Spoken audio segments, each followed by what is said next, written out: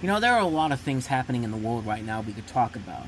We could talk about the recent presidential debate, but I'm still not ready to delve into that one. Plus, I want to keep this channel as less political as I can. So, we're gonna step away from that for the time being. When the time will come, you will know when it's time to talk about this. But let's not talk about that. Let's talk about another event that was, kind of like with the presidential debate, started off so promising in the early part of the day, and then when it was over, everybody who was really looking forward to it was just like, what the hell was that all about? And in order to understand what I'm talking about, we got to go back to the 90s, May 14th, 1998. Bill Clinton was president of the United States at the time, in the middle of his second term. Michael Jordan was in the middle of leading the Chicago Bulls on their second three-peat, eventually retiring for the second time. And NBC was one of the most popular networks on television, and on that night, Jerry Seinfeld was going to end his hit show after 9 seasons, with 76 million people getting ready to tune in to watch the final episode. During the day, everything was building up to this big moment. Jerry Seinfeld made a big deal about turning down $5 million per episode for a 10th season, and it said that he wanted to go out on top. And so there was a lot of things about this particular episode that everybody was really looking forward to, and the fact that the people behind the show really there was a couple of things. One, about what Jerry Seinfeld did, basically, and then two, Larry David was back. Larry David had left the show after the 7th season. He came back to write this episode, which allowed Seinfeld, who had his hands full running the show without David, to put together an opening stand-up comedy routine, the first time he's done that since David left the show. And this was a episode that was under utmost secrecy. I mean, this was like the president coming to town. Like, everybody did everything in their power to make sure that nobody knew what was going to happen in this particular episode. And the table read was held on one of the sets. Immediately after the read, all but one copy of the script was actually destroyed. The extras and studio audience members were selected from among the producers and cast, family, and friends.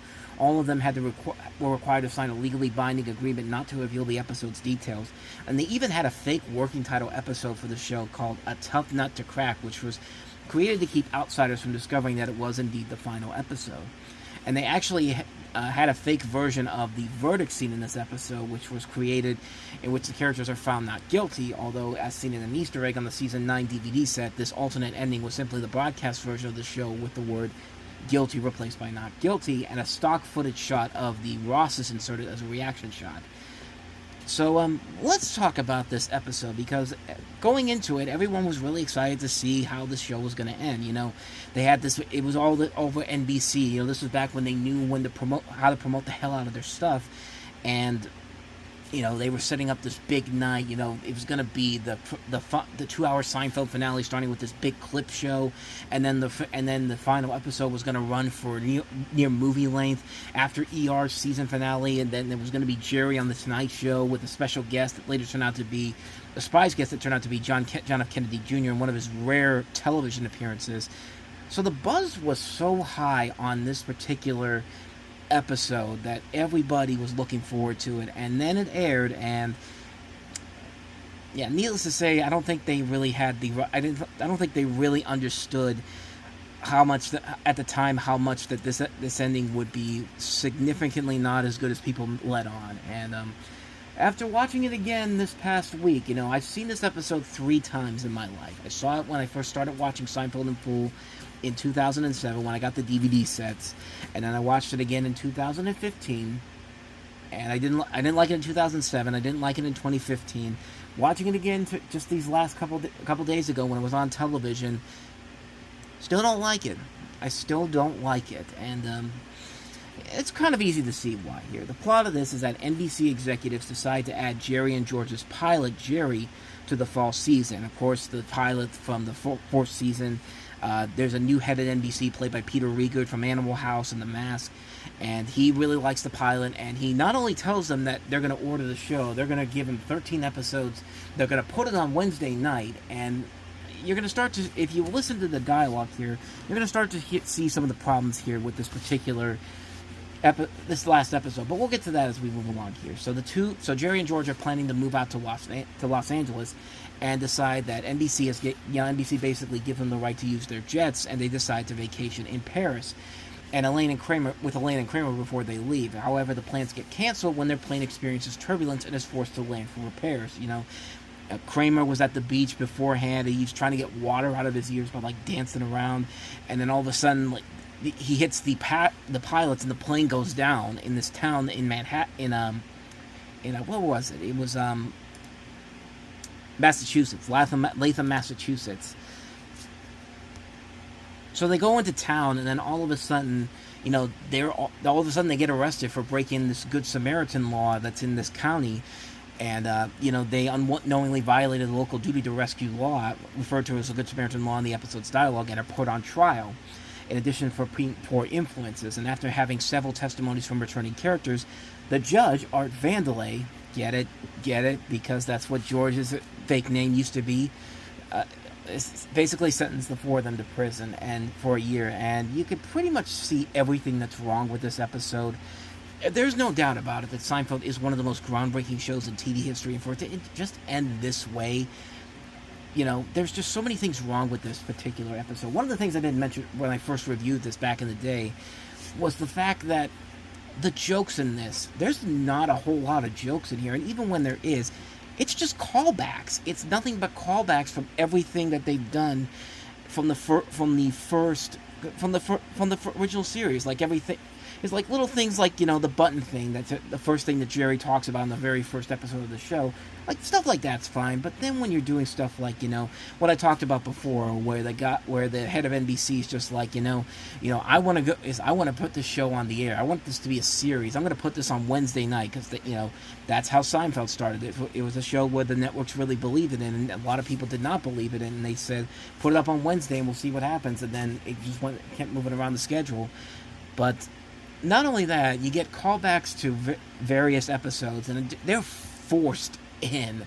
Like, these are some of the most badly forced in scenes ever. Like, Terry Hatcher returns as the woman with the breast, that whether or not they're actually real or not. And Jackie Childs ends up sleeping with her, and after the verdict comes out, Jackie's just like, Jackie's looking at Jerry, it's just like, oh, they're real and they're spectacular. Get it? Because that's what Terry Hatcher said the first time, or is in that original episode. Get it?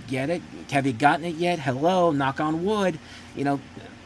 That's the biggest problem with this entire episode. It's because it's just not, it's just lazy writing all around. It's so lazy. The second part of this episode, I swear to God, turns into a clip show because they bring back several people that were involved. They bring back several people from the past, and they're just like, they're talking to they're sitting on the what do you call it? You got people sitting in the witness stand, and they start talking about events that happened beforehand, like the woman where Jerry steals the bread. Like she's talking about that, and then all of a sudden, it suddenly goes back in time to that particular episode. Where Jerry steals the bread from the lady, and then there's the episode where George was dating the woman with the kids, and the place gets set on fire, and he runs out. For trying to get out of there first, and she's talking about that, and then all of a sudden it cuts back to that particular episode, and then it just kept doing that for a number of different periods in the second half of the episode, and it's just like we just had a clip show before this. Why are we doing this again in the second half of the episode? It doesn't make any sense whatsoever. The whole case itself doesn't really make a whole lot of sense whatsoever either, because it's just like, okay, so they broke the Good Samaritan law. Okay, that's fine, but the district attorney, played by Jeb Redhorn, is just like, he stacks the case against them as much as possible by summing up all these different people that were witnesses to these characters, and many people that the defendants have met over the past 9 years. Like, you see a lot of characters from the show, and see cameos like Keith Hernandez is in there because he was in there.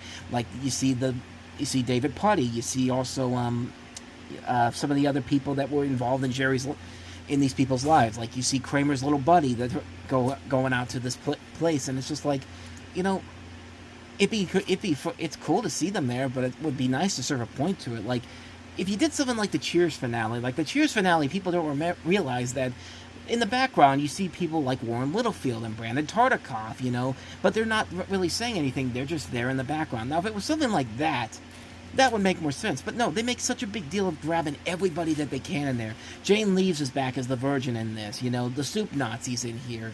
There's a possibility of what you could do with this, but really, the biggest problem with this episode really comes down to a specific thing that happens. They make it seem like that Jerry, George, Elaine, and Kramer were the bad guys all along. Like they're the crazy ones. Everybody else, all the weirdos around New York City, are the ones who are the real honest people and all. And it's just like, for it to just end the way to do that, to completely forget what made these characters so special and just say, no, you were never meant to like these characters. And, like, no, they're the assholes, Everybody else, we're the good people, even though we've got our little quirks and all that. It's just like, I'm sorry, after 9 seasons of relating to these characters, we're just supposed to hate them now? You know what that's called? Lazy writing. And that's the biggest problem with the finale. It's lazy.